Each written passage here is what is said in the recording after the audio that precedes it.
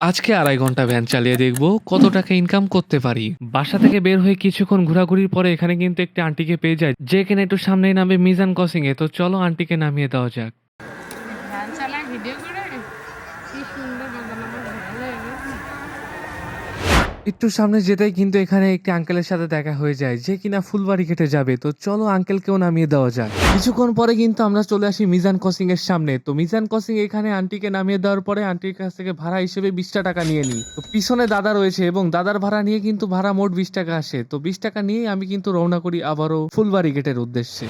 অল্প কিছুক্ষণের মধ্যে কিন্তু আমরা ফুলবাড়ি গেটে পৌঁছে যাই এবং ফুলবাড়ি গেটে এসে আঙ্কেলকে নামিয়ে দিয়ে কিন্তু ভাড়া হিসেবে আমি পেয়ে যাই আরো 10টি টাকা।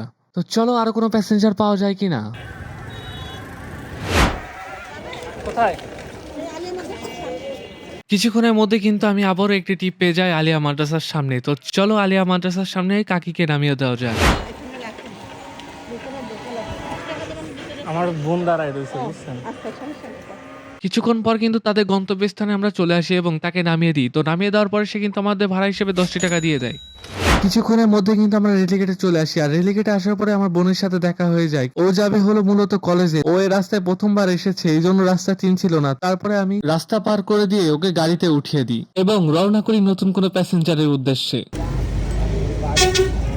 কিছু সময় পর কালীবাড়ি চলে যায় এবং ওইখানে কিছু সময় দাঁড়াতেই কিন্তু আমি এখানে 2টি প্যাসেঞ্জার পেয়ে যাই, যারা কিনা একটু সামনেই যাবে। তো চলো তাদেরকেও নামিয়ে দেওয়া যাক। না, চালাই পুরাতন কিন্তু রাস্তায় নতুন। একটু সামনে গিয়ে কিন্তু আমরা চলে আসি একজনের গন্তব্যস্থানে, আর তাকে নামিয়ে দেওয়ার পরে ভাড়া হিসেবে কিন্তু আমরা পেয়ে যাই 10টি টাকা। তো চলো আরেকজনকেও নামিয়ে দেওয়া যাক। কিছুক্ষণের মধ্যে চলে আসি নেক্সট প্যাসেঞ্জারে তার গন্তব্যে এবং তাকে নামিয়ে দেওয়ার পরে সে আমাদেরকে ভাড়া হিসেবে দিয়ে দেয় আরো 15 টাকা। তারপর আবারও রওনা করি নতুন কোনো প্যাসেঞ্জার পাই কিনা। অনেকক্ষণ পর কিন্তু আমি এখানে আরো একটি প্যাসেঞ্জার পেয়ে যাই, যে কিনা যাবে ফুলবাড়ি গেটে। তো চলো ফুলবাড়ি গেটে তাকে নামিয়ে দেওয়া যাক।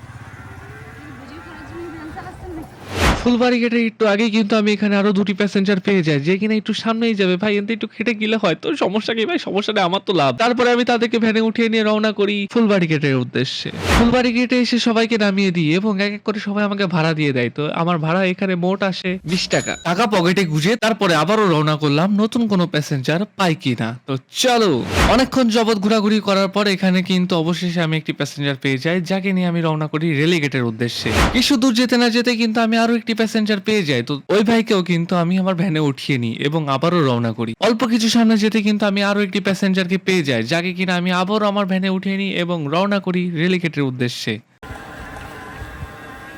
কাকা একটু উঠে দিও তো।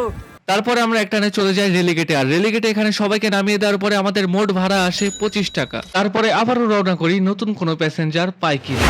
অনেকক্ষণ পরে এখানে স্কুলের ছোট ভাই বোনেদের সাথে দেখা হয়ে যায়। তারপরে আর কি ওদেরকে আমার ভ্যানে উঠিয়ে রওনা করি পরিচিত স্কুলের উদ্দেশ্যে, যেখানে অবশ্য আমিও পড়েছিলাম। তারপরে আমরা স্কুলের সামনে আসি এবং সবাইকে নামিয়ে দিই। তারপরে ওদের কাছ থেকে বিদায় নিয়ে আমি আবারও রওনা করি বাসার উদ্দেশ্যে, কারণ আমাদের কিন্তু অলরেডি 2.5 ঘন্টা শেষ হয়ে গিয়েছে। ওকে, তো গত ভিডিওতে আমাদেরকে অনেকে কমেন্ট করেছে, তো থ্যাংক ইউ সো মাচ ভাই আমাদেরকে কমেন্ট করার জন্য। তো আজকে আমাদের কত ইনকাম হয়েছে আর কে কোথা থেকে আমাদের ভিডিওটি দেখছেন অবশ্যই কমেন্টে জানিয়ে দিবেন। তো দেখা হচ্ছে নেক্সট ভিডিওতে। সে পর্যন্ত সবাই ভালো থাকবেন, সুস্থ থাকবেন, টেক কেয়ার, আল্লাহ হাফেজ।